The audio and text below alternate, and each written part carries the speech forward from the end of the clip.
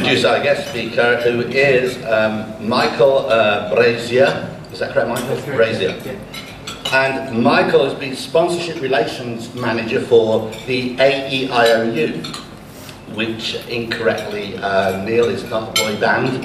It is a foundation, and his role involves looking after all of the corporate fundraising for the foundation, including the 10-40-600 program, which aims to eliminate the 10,000 funding deficit that exists for each child placement in the AEIOU program.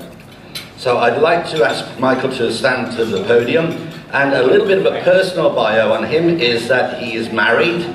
He has two young girls, one 4 and one 6 years old, and as a father of 2 girls myself, Michael, you've only 18 years before they become human beings. Most embarrassed to admit that he plays poorly indoor cricket, but his achievement recently was completing the Kokoda Challenge on Mount Tambourine. So without any further ado, Michael, please come up and give us a little bit more of a breakdown on the AEIOU Foundation. Good morning, everyone. Thank you very much for giving me the opportunity to speak to yourselves this morning. Firstly, apologies for being late. Being a resident of Brisbane, there is I have been to Sanctuary Cove a few times, but there's a lot of golf courses, and I got a bit lost. So my apologies, but again, thanks for giving me the opportunity. Now, very briefly, in my role, I look after the corporate fundraising for the AEIOU Foundation. Now, has anyone here heard of AEIOU previously, or knows what we do? And has anyone in the room, because basically what we do, we run early intervention programs for children with autism aged between the ages of 2.5 to 5. So the other thing is I do like to give presentations, but I'm more than happy to take questions throughout. So I will have a bit of a PowerPoint, but if anyone has a question during the time, please feel free to ask, because I'll certainly try and ask you guys a few as well. So does anyone in the room, have they ever been touched or aware of, have people in their family who is a child is on the autism spectrum at all?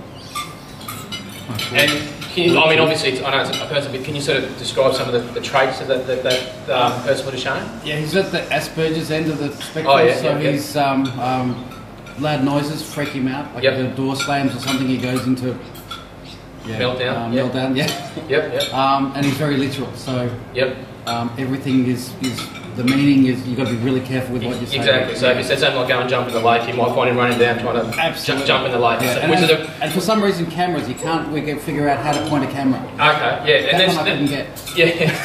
No, and that's very typical of a child with autism. Basically, there are 3 main traits of children with autism, and so it's a neurological disorder. So it's to do with people's brains with 3 main features.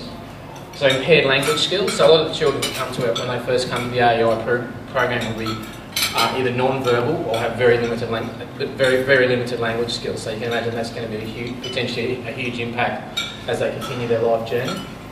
Secondly, is a failure to develop social understanding, which is similar to some of the traits that you described. So it's taking things very literally. You'll be doing something like standing, kids with autism will potentially come up and stand really close to you and feel like they're invading your personal space, or you will have that feeling, I should say. And high levels of social anxiety. Now this is probably something that I can now say that I've been guilty of, and probably having 2 young children as well, is children with autism have a high level of social anxiety. So what that can mean is things like a flickering light may trigger a meltdown, or there's just a whole variety of issues make it very, very difficult to mix in social circumstances. So kids' birthday parties with a flash camera, just simply playing in the park, whatever, all these sorts of things can be a real difficult thing for a child with autism to integrate and accept with. Couple that with limited language skills, what you have is, as you mentioned before, is a meltdown, which, as a father of 2 kids of 6 and 4, and a layman's term I would describe as like a tantrum times by about 1,000,000. So the next time, you're in, and I've been guilty of this, when you're in Coles and you see a kid going ballistic, if it's mine, they'll be playing up. But if it's it could well be that it's a child on the autism spectrum, and they are having a real difficult time. And that is the only way that they can communicate to the outside world that I'm not comfortable with this, I'm not really cool, and they're going to react in ways that are exhibiting difficult social behaviours. The other impact of that is, as you can imagine, as most people, I presume, are parents, it can have a real impact on the family because, as a mother or a father, you are potentially judged as, why can't you look after your child? What's going on? Why are you a bad parent? And that has that can lead on to a huge level of marital difficulties. And there's also, it's not quantified, but there is certainly a much higher level of depression within any family with children with learning difficulties than there would be in mainstream society. And just to give you a quick example of this, our chairman is Dr. James Morton, who I'll talk about in a minute, but as a practical example of that, they were flying to Bali. Their little boy Andrew, who is the reason why AEIOU exists, is now 11. Now, Andrew is he's highly autistic, so if Asperger's up here, he's lower functioning, but he has verbal skills and the like, but they can travel and do most things that families can do. So they were waiting to go to the airport to Bali, and then the plane was delayed. Now, Andy was geared up, he knew he was going to sit on a plane, he knew what the process was. That process suddenly changed, so it was a change in his behaviours. Consequently, his behaviours started to be socially unacceptable. Well, not socially unacceptable, but in a way that people made a judgment and went up to James and said, you should not look after your kid. And he said that to the chairman of the AEIOU Foundation. You can imagine that person was given a very strict suggestion about the child was autistic. These are his behaviours, and you should go learn more about the problem before you start making judgments. So these are some of the challenges that children with autism face, and most importantly their families, and their families as well. There's no known cause of cure. It affects approximately 1 in 160 children. There's also evidence that suggests that's probably down to 1 in 100. So you're talking about a percent of children that are born will be on the autism spectrum. So it's something that's certainly being more highly recognised, and it has a huge impact. It has a huge impact on society. The other interesting thing, I think, is it crosses all socio-economic boundaries. So within the AEIOU program, we have people who've been very fortunate in life and have successful businesses and whatever the case may be, as well as a lot of single mums and people that are at the other end of the socio-economic spectrum as well. So it does cross everyone, and it does have a huge impact.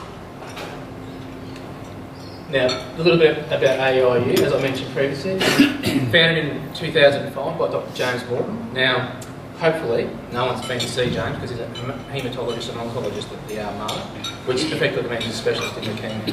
So, very, very bright guy, very, very passionate, very, very enthusiastic. And the whole reason AEIOU and his wife Louise came about is that their son Andrew was diagnosed with autism. Well, I mentioned he's now 11 at the age of 2.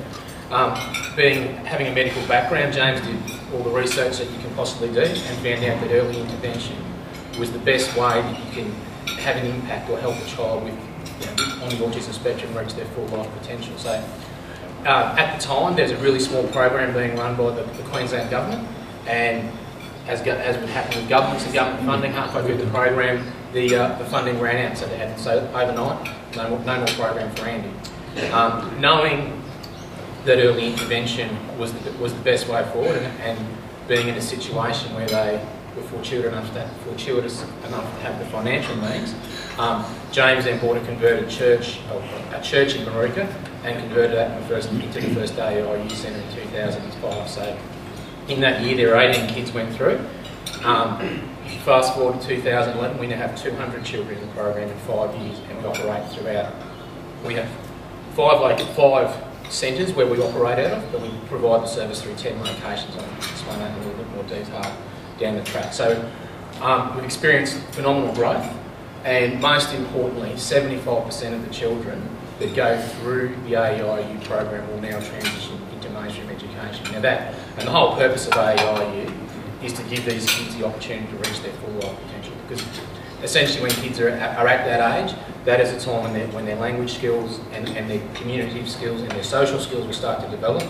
So having an impact at this age has the greatest influence on potentially how their lives will progress. Now obviously, whether you're a child with autism or not, you're going to go through all the life issues that we've all been through as we grow.